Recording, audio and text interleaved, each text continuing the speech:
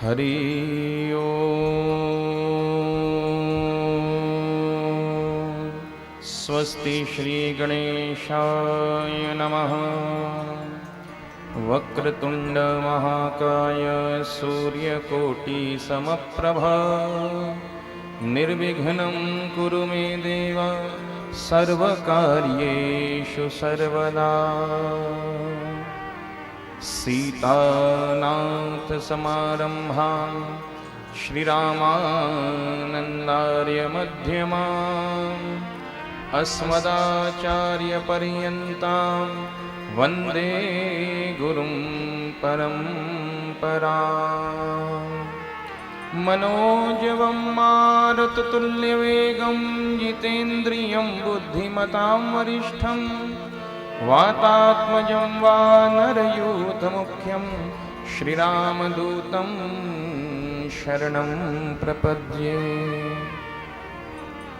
गुरुर्ब्रह्मा गुरुर्विष्णुर्गुरुर्देवो महेश्वरः गुरुर्साक्षात् परब्रह्म तस्मै श्रीगुरुवे। नारायणं नमस्कृत्य नरं चैव नरोत्तमं देवे बरसाने वारी की जय। नगर देवता भगवान की जय। ग्राम देवता भगवान की जय। स्थान देवता भगवान की जय। श्रीमद्भागवत महापुराण की जय। भक्त और भगवान की जय जय श्री राम। आइए पूर्व दिवसों की भांति ही आज भी श्रीमद् भागवत जी का शुभारंभ। कुछ देर के लिए हम सभी लोग मिलकर हरिनाम संकीर्तन का आश्रय ग्रहण करते हैं।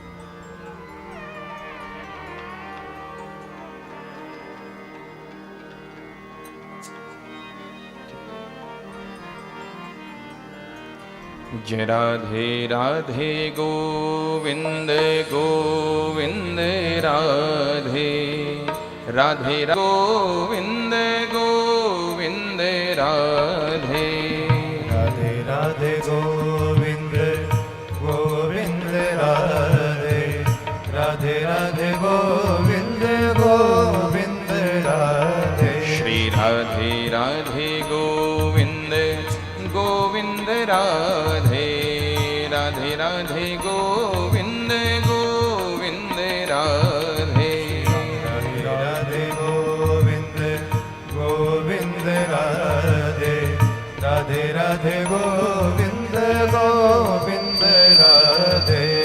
राधे गोपाल राधे गोविंद राधे गोपाल राधे गोविंद राधे गोपाल राधे गोविंद राधे गोपाल राधे गोविंद राधे गोपाल राधे गोपाल राधे। श्री कृष्ण गोविंद हरे मुरारी हे नाथ नारायण वासुदेवा। कृष्ण गोविंद सभी गाइए बड़े प्रेम से। मुरारी हे नाथ नारायण वासुदेवा। श्री कृष्ण गोविंद मुरारी हे नाथ नारायण वासुदेवा। श्री कृष्ण गोविंद हरे मुरारी हे नाथ नारायण वासुदेवा। हे नाथ नारायण वासुदेवा। हे नाथ नारायण वासुदेवा। हे नाथ नारायण वासुदेवा। हे नाथ नारायण वासुदेवा। हे नाथ नारायण वासुदेवा। हे नाथ नारायण वासुदेवा। हरे कृष्ण कृष्ण कृष्ण हरे हरे हरे राम राम राम हरे हरे। हरे कृष्ण कृष्ण कृष्ण हरे हरे, हरे राम राम राम हरे हरे।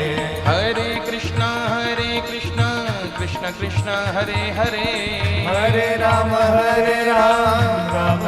हे नाथ नारायण वासुदेव, श्री कृष्ण गोविंद हरे मुरारी, हे नाथ नारायण वासुदेव। भजो राधे राधे राधे, भजो राधे राधे राधे, भजो राधे राधे राधे, भजो राधे राधे राधे, भजो राधे राधे राधे, भजो राधे राधे राधे, भजो राधे राधे राधे, भजो राधे राधे राधे, भजो राधे राधे राधे, भजो राधे राधे राधे, भजो राधे राधे राधे, भजो राधे राधे राधे, भजो राधे राधे राधे, भजो राधे राधे राधे, भजो राधे राधे राधे, भजो राधे राधे राधे, भजो राधे राधे राधे, भजो राधे राधे, भजो राधे राधे राधे, भजो राधे राधे राधे, भजो राधे राधे राधे, भजो राधे राधे राधे, भजो राधे राधे राधे,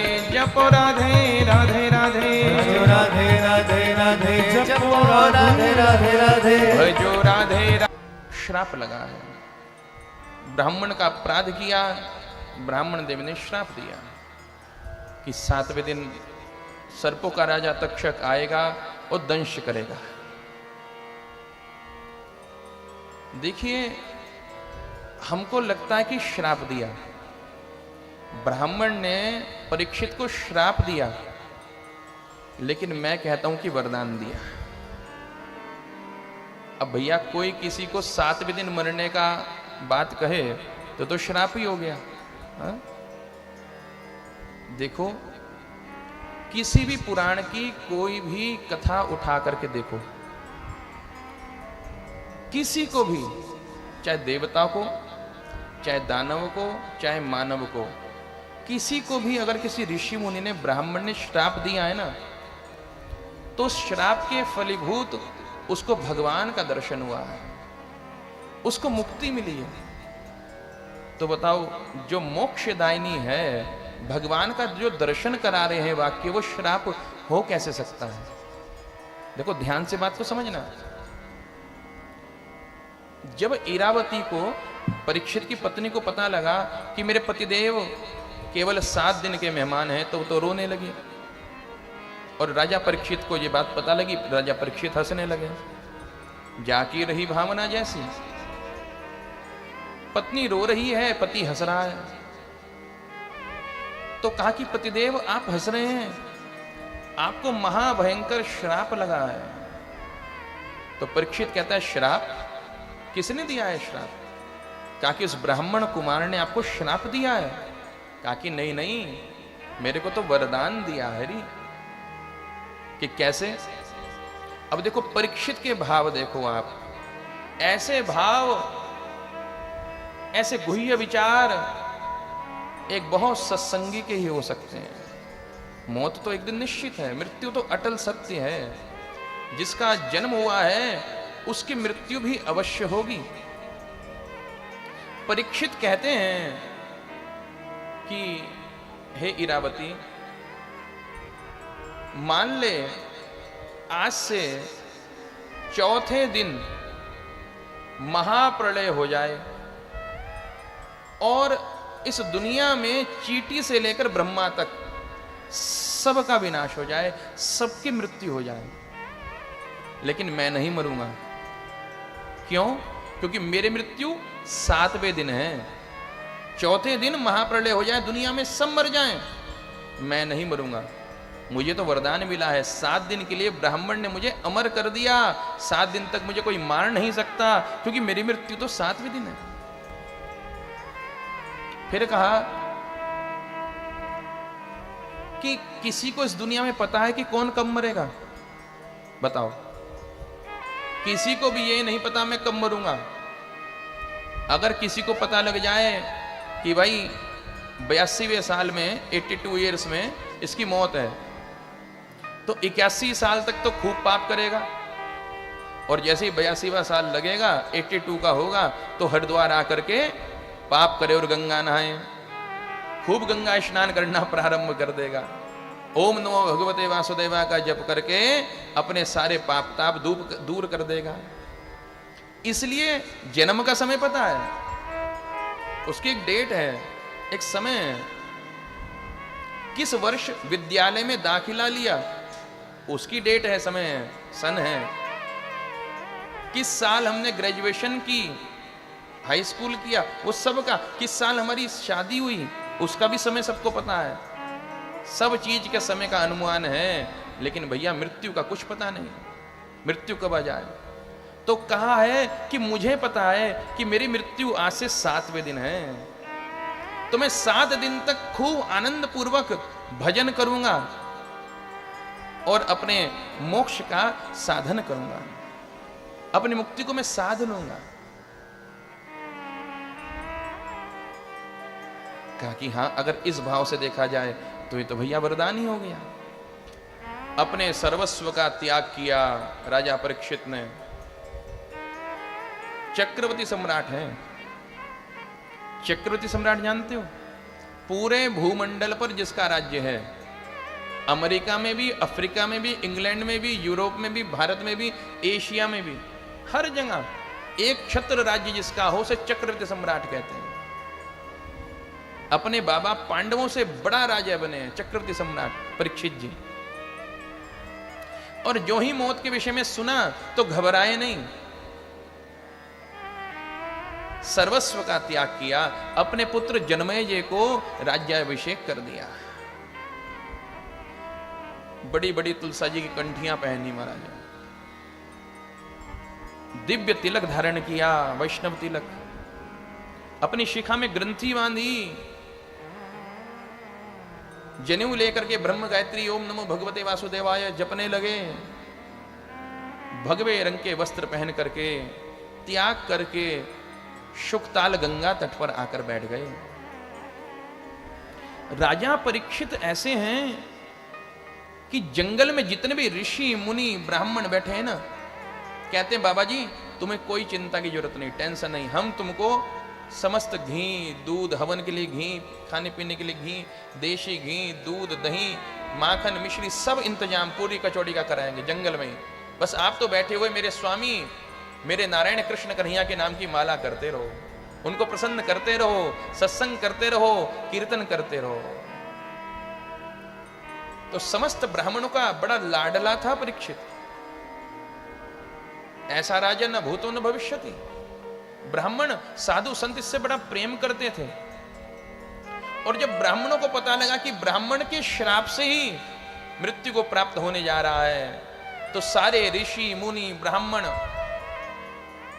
अमलात्मा, विमलात्मा, दिव्यात्मा, सिद्ध, महंत जितने भी हैं, सब दौड़ दौड़ करके आने लगे कि हाय हाय हमारी कितनी सेवा करी परीक्षित ने, और आज हमारे श्राप के कारण ही 7 दिन का मेहमान बनकर के मृत्यु के काल के गाल में जाने जा रहा है।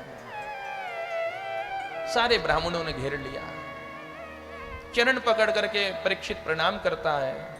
ब्राह्मण कहते हैं कि अरे मेरे कारण तुमको श्राप लगा। कहता है कि नहीं महाराज, मेरे मन में आपके प्रति कुछ वो नहीं है, मैं जानता हूं कि आप कृपा करने के लिए आए। अब मेरी एक ही इच्छा है, मैंने जिंदगी भर आप लोगों की सेवा करी, ब्राह्मणों की, ऋषियों की, मुनियों की, कि हाँ मैं एक वरदान चाहता हूं, एक छोटा सा कार्य जो आप ही कर सकते हैं। अरे परीक्षित बताओ, जान हाजिर, क्या चाहिए? कहा कि मुझे श्राप लगाए मैं 7वें दिन मर जाऊंगा, तो कृपा कर, मैंने ये व्यासपीठ, मैंने गुरुगद्दी बना रखी है, जो कोई भी सदगुरु ब्राह्मण ऋषि मुनि मुझे 7 दिन में मुक्ति दिलवा सकता हो, मुझे 7 दिन में मोक्ष दिलवा सकता हो, आए और व्यासपीठ पर बैठ जाए।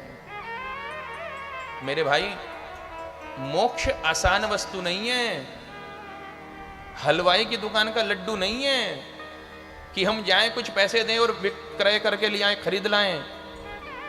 दुर्लभ नहीं है, अति दुर्लभ केवल्य परम पद। वो परम पद पाना मुक्ति पाना, मोक्ष पाना बड़ा ही दुर्लभ होता है। जब 7 दिन में मुक्ति की बात कही तो बड़े बड़े ऋषि मुनि अपनी अपनी बगले झांकने लगे। एक महात्मा जी कहते हैं कि मैं 7000 वर्ष से हिमालय में एक वृक्ष के ऊपर उल्टा लटक करके तपस्या कर रहा था। 7000 साल से मुझे तो बेटा मुक्ति मिली नहीं, तेरे को 7 दिन में मुक्ति कहां से दिलवा दे। जब समस्या बहुत अधिक बढ़ गई तब देवर्षि नारद जी ने कहा कि हम मुक्ति का इंतजाम करते हैं, चिंता मत करो। तुरंत बाहर गए सभा से देवर्षि नारद जी और महामुनि शुकदेव का ध्यान किया। महामुनि शुकदेव प्रकट हुए हैं। बोली महामुनि शुकदेव जी महाराज की जय। प्रकट हो गए। कहा कहो देवर्षि कैसे याद किया? कि प्रभु आपने अपने पिता व्यास जी से कथा सुनी थी और गुरु दक्षिणा में कहा था कि इस कथा का प्रचार प्रसार करेंगे। कि हाँ देखो अलग अलग कथा किसको सुनाते फिरोगे, इस समय बहुत बढ़िया समय है। परीक्षित से मिलने के लिए लाखों संत, लाखों ब्राह्मण, ऋषि मुनि, अमलात्मा विमलात्मा सब बैठे हुए हैं। परीक्षित के माध्यम से ये कथा सबको एक बार में सुना दो। पर एक बात कहूं, महामुनि शुकदेव ने बार बार कथा कही भी नहीं, केवल एक बार कही। परीक्षित जी को जब कथा सुनाई तो परीक्षित के माध्यम से सबने कथा सुनी। महामुनि शुकदेव जब अंदर नारद जी के साथ आ रहे हैं, सारा संत समाज, ब्राह्मण समाज, साधु समाज अपने अपने स्थान पर खड़ा हो गया। शुकदेव जी महाराज के नाम की जय जयकार करने लगा। अब बहुत से नए संत थे, वो कहते हैं अरे एक 16 साल का बालक और ये लाखों साल वाले ऋषि मुनि, बाल सफेद हो गए, इनकी जटाएं बन गई, ये इस 16 साल के बच्चे को प्रणाम कर रहे हैं, ये है कौन? तो पड़ोसी ने कहा भैया तू भी फटाफट खड़ा हो जा, इनका सम्मान कर। अरे है कौन पता तो लगे। कहा कि ये साक्षात महामुनि शुकदेव हैं, ये अवधूत शिरोमणि हैं। जो महाराज महामुनि शुकदेव का नाम सुना तो वो नए नए संत जो पहचानते नहीं थे ना शुकदेव जी को, युवा संत थे, वो भी अपने अपने स्थानों पर खड़े हो गए। सबने एक साथ जयकारा लगाया। बोले महामुनि शुकदेव जी महाराज की जय। प्रश्न तो पता ही था कि 7 दिन में मुक्ति चाहिए, तो सहज ही आकर के बैठ गए हैं व्यासपीठ पर महामुनि शुकदेव। प्रश्न, परीक्षित कहता है कि मुझे 7 दिन में मुक्ति चाहिए, आप दिलवा सकते हैं? व्यासपीठ पर तो आसीन हो गए। कहा कि बेटे तो मुक्ति की बात करवा रहा है। राजा खटवांग 2 घड़ी का मेहमान था, उसने मुक्ति प्राप्त कर ली, तो 7 दिन है तेरे पास। मैं तुझे मुक्ति नहीं, मैं तुझे गोविंद की कथा सुनाकर गोविंद की भक्ति प्रदान करूंगा। पूछ तेरा क्या प्रश्न है। एक बात कहूं, महामुनि शुकदेव परीक्षित के पास आए ना तो परीक्षित बड़भागी हो गया। नानक देव जी कहते हैं संत का संग बड़भागी पाइए। सत्संग तो बड़भागियों को मिलता है साहब, ये आसान बात नहीं है। अरे जरा देखो तो सही, जरा सोचो तो सही। महामुनि शुकदेव के आने से भागवत कथा प्रारंभ होगी। परीक्षित को क्या चाहिए था? कहा कि मुक्ति। परीक्षित को मोक्ष चाहिए। परीक्षित की एक और भागीरथी गंगा बह रही, जिसको गंगा मैया कहते हैं। हा? मेरे भाई ये गंगा मोक्षदायिनी है। नमामि गंगे तव पाद पंकजम सुरा सुरैर वंदित दिव्य रूपम भुक्तिंच मुक्तिंच ददासि नित्यम भावानुसारेण सदा नराणाम। भुक्तिंच मुक्तिंच, ये मुक्ति देने वाली है, ये भक्ति भोग देने वाली है। जो मांगो तो पाप समाप्त हो जाते हैं। एक बार गंगा गंगे तो यो बुरियात योजना नाम शतैरपि मुच्यते सर्व पापेभ्यो विष्णु लोकम सगच्छति। अरे गंगा जी, गंगे तब दर्शनात् मुक्ति, गंगे तब दर्शनात् मुक्ति। अन्य नदियों में तो स्नान करने से फल मिलता है, गंगा जी ने से ही मोक्ष हो जाता है। गंगा जी को छू करके जब हवा आती ना पवन, और वो व्यक्ति को छूती है तब उसका पाप दूर हो जाता है। गरुड़ पुराण कह रहा है, मैं नहीं कह रहा हूं। अरे गंगा जी की रेत की महिमा है, रेणुका होती है ना, रेत तक की महिमा है गंगा जी की। ये ऐसी देवी हैं गंगा जी जिनका त्रिदेवों से संबंध है, ब्रह्मा विष्णु महेश। गंगा जी निकली कहां से, प्रकट कहां से हुई? भगवान नारायण के वामन के चरणों से। उनका चरणामृत तो ये, तो विष्णु जी से संबंध हो गया। ब्रह्मा जी ने ब्रह्मलोक में अपने कमंडलू में भर लिया तो ब्रह्मा जी से संबंध हो गया, और फिर भगवान शिव ने अपनी जटाओं में समा लिया तो शिव जी से संबंध हो गया। ब्रह्मा विष्णु महेश। ऐसे ही जब हम स्नान करने के लिए जाते हैं ना गंगा जी का, तो त्रिदेवों का पद हमको प्रदान कर देती है गंगा जी। सबसे पहले जब हम गंगा जी में स्नान करने के लिए जाते हैं तो अपना चरण रखते हैं, चरणों में गंगा आई तो हम विष्णु स्वरूप हो गए। अब अपने स्नान करा, हमने डुबकी मारी तो गंगा जी हमारे शीश के ऊपर आ गई, हमारी जटाओं पर आ गई तो हम शंकर जी के शिव स्वरूप हो गए। और वापस आते हुए अपने डोल में, कैन में हम गंगा जल भर करके लाते हैं तो ब्रह्मा जी की तरह कमंडलू में हमने भरा तो हम ब्रह्म स्वरूप हो गए। तो ब्रह्मा विष्णु महेश तीनों को प्रदान, स्वरूप को प्रदान करने वाली गंगा जी हैं। मेरे भाई, एक जगह कथा आती है पुराणांतर्गत, एक व्यक्ति रात को जंगल में जा रहा था। गंगा जी की रेत की कितनी महिमा है, रेणुका। कहते हैं गंगा जी का रेत लाओ, जब किसी के घर में नीव का पूजन होता है ना तो उसमें गंगा जी की रेणुका, गंगा जी का रेत रखा जाता है, सवा मुट्ठी। कहीं यज्ञ होता है, हवन होता है तो उसमें रेत डालने के लिए कि गंगा जी का रेत लाओ। उस रेत की बड़ी महिमा है। कोई मर भी जाता है ना तो मृतक के मस्तक पर और मुख में गंगा जी का रेत डाला जाता है, गरुड़ पुराण आदि में लिखा हुआ है। एक व्यक्ति जा रहा था रात्रि का समय, महाराज उसको दूसरे गांव में जाना था, जंगल में फंस गया तो उसने जंगल में कुछ रोशनी देखी, रोशनी देखी तो उधर की तरफ चला गया तो देखा कि बारात की तैयारियां हो रही हैं, शादी विवाह की तैयारियां चल रही हैं, बड़ा आनंद हो रहा है, खूब रोशनी हो रही है, गाने बजाने चल रहे हैं। तो वो भी रुक गया। उसने भैया हम भी जो है देखे क्या हो रहा है, अब अकेले तो आगे जा नहीं सकते, हमको हिंसक पशु खा जाएंगे, शेर चीते आदि।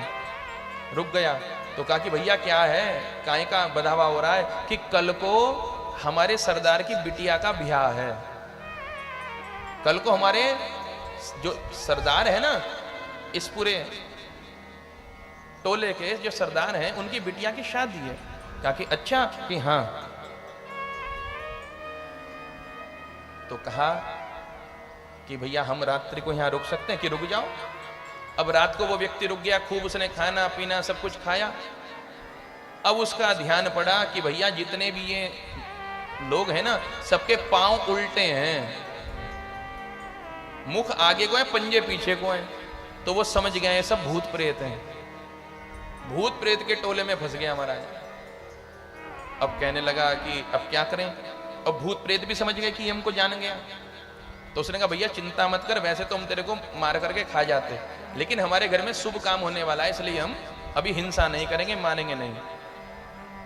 कि अच्छा भैया राजकुमारी दिखाओ। तो वो एक जो उनकी सरदार की बेटी थी वो आ गई। कहा कि इसकी शादी है कल को। कि दूल्हा कहाँ है? कि दूल्हा तो अभी तैयार हो रहा है। कि क्या अर्थ? कि जिस गांव में तुम जा रहे हो ना, कल उस गांव में जो सरदार का बेटा है वो बहुत पापी है। बीच बाजार में दोपहर के समय एक बैल उसके पेट में सींग मारेगा, उसका पेट फट जाएगा और वो मर जाएगा, मर के वो प्रेत बनेगा क्योंकि पापी है। तो उससे रिश्ता तय हो रखा है। चलो भैया, अब दिन हुआ, वो तो सब गायब हो गए, वो उधर गया अपने गांव में। अब उसको पता है कि सरदार का बेटा, यहाँ के जो मुखिया का बेटा मरेगा आज दोपहर को। तो वो महाराज खड़ा होकर के देखने लगा बीच बाजार, नशे में धुत आया सरदार का बेटा, वही ऐसा बैल जिसके सींग बड़े मरखने थे, पहने थे। उस बैल ने जैसे सींग मारा ना, कई कई बार उसके पेट में, दीवार में उसको ऐसे अड़ा दिया और बहुत बहुत सींग मारे, तो महाराज उसका पेट फट गया, इलाज ना हो पाया, वो मर गया। उसने चलो भैया अब इनकी शादी पूरी हो जाएगी। अब वो जो है रात्रि के समय उसको वापस जाना था, तो आया, तो वो जो सारा पंडाल था वहां बड़ा मातम है, गम की शहनाइयां बज रही हैं कि क्या हुआ क्या हुआ। आया कि भैया क्या हुआ, कि भैया दूल्हा तैयार नहीं हो पाया। अरे हमने अपनी आंखों से देखा, सरदार का बेटा जो तुमने नाम बताया था उसको बैल ने मार दिया। कि हाँ मार तो दिया, तो फिर काकी वो मर के प्रेत नहीं बन पाया। कि क्यों, उस बैल ने उसको सींग मारने से पहले रेत में अपने सींग दे रखे थे। देखते ना बैल कई बार रेत में ऐसे सींग दे दे करके करता है अपना सिर, तो कहा कि वो गंगा जी का रेत था, गंगा जी की रेणुका उसके सींग पर लगी हुई थी। गंगा जी के रेणुका रेत के कारण उसको जब मृत्यु हुई ना, स्पर्श हुआ, तो उसका मोक्ष हो गया। बोले गंगा मैया की। तो गंगा जी की ऐसी महिमा, गंगा जी का दर्शन की महिमा। गंगा गंगीत योजना नाम शतीरपी। अरे गंगा कोई 100 योजन दूर से गंगा ये शब्द कह दे तो मुच्यते सर्व पापेभ्यो, अपने हर पाप ताप से छूट जाता है। विष्णु लोकम सगच्छति, विष्णु लोक को चला जाता है, फिर कभी उसका आवागमन होता नहीं, मुक्ति का भागी हो जाता है।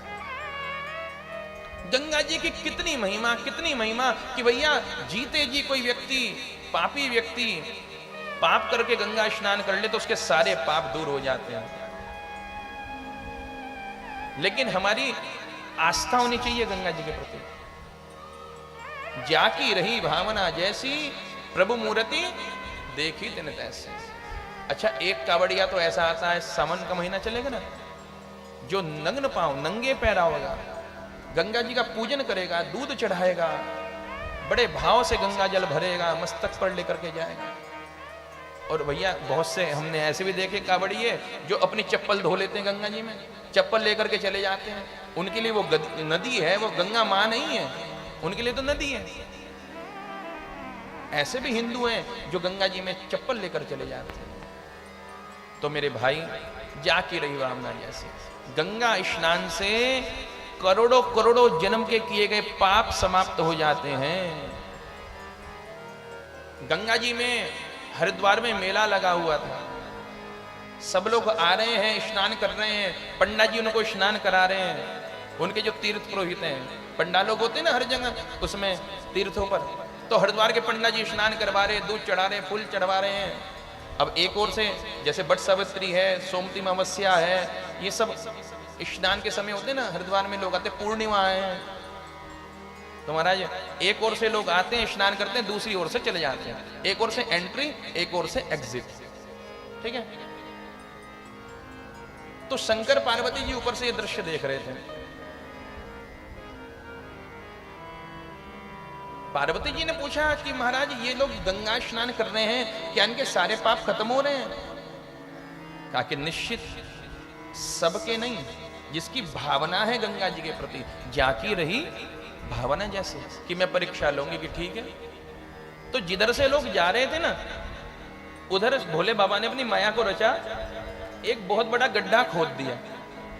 उस गड्ढे में अघोरी बाबा का रूप बना करके भोले बाबा गिर गए, जानबूझ करके, बूढ़ा और अघोरी, और पार्वती जी बाहर खड़ी है। पार्वती जी युवा हैं, रोने लगी, सुंदरी हैं। आने जाने वाले पूछने लगे, अरे बहन क्यों रो रही हो? कि मेरे पतिदेव गड्ढे में गिर गए। आकर के कहा, ये बूढ़ा तुम्हारा पति है? कि हाँ, जैसे भी ले दे करके यही है, अब ये अंदर गिर गए, मैं क्या करूं? तो कहा लाओ हम हाथ दे करके इनको बाहर खींच लेते हैं। कहा कि भैया सुनो, इनको वही स्पर्श कर सकता है जो निष्पाप हो, जिसने कभी जिंदगी में पाप ना किया हो, जिसके पाप खत्म हो, नहीं तो उनको छूते ही भस्म हो जाएगा। अब हाथ करा तो भैया हाथ वापस खींच ही लिया। कहा कि राम राम राम राम राम। अरे तेरे बूढ़े पति के चक्कर में हम थोड़ी ना मरेंगे। लोग चल दिए, हजारों लोग आए, सुबह से शाम हो गई, अलग अलग तरह के लोग आए। बहुत से लोग कहने लगे कि अरे बिटिया तेरा नाम क्या है? कि पार्वती। अरे हमारे घर में कोई बेटी नहीं है। देख हम निष्पाप तो नहीं है, हम इसको छू करके मर नहीं सकते, लेकिन तू हमारे घर चल, हम तेरे को बेटी की तरह पालेंगे, हम तेरा पूरा ख्याल रखेंगे। और कुछ लोग कहते हैं कि तू बड़ी सुंदरी है, कहां इस बूढ़े के चक्कर में पड़ रही है, हमारे साथ चल, हमारी पहले ही 2-3 पत्नियां हैं, एक तू भी सही। कोई पत्नी बनाने के लिए कह रहा है, कोई पुत्री बनाने के लिए कह रहा है, कोई पार्वती जी को बहन बनाने के लिए कह रहा है। मेरी कोई बहन नहीं है, मैं तुझे बहन बना करके रखूंगा, लेकिन मैं इसको हाथ नहीं लगा सकता, मैं मर जाऊंगा। शाम हो गई, उसी समय कहते हैं गांव का नवयुवक आया हरिद्वार गंगा स्नान के लिए। अब इधर से स्नान करा और आ रहा है, ठीक है। पार्वती को रोते हुए देखा तो कहा कि बहन काहे को रो रही हो? कि भैया ऐसी ऐसी बात है और मेरे पतिदेव बिगड़ गए, कि मैं अभी निकाल देता हूं, मैं तो युवा हूं, खींच लूंगा इन्हें बाहर। कि नहीं भैया, जो इन्हें हाथ लगाएगा ना वो भस्म हो जाएगा, इनको केवल वो ही स्पर्श कर सकता है जो निष्पाप है। उस युवक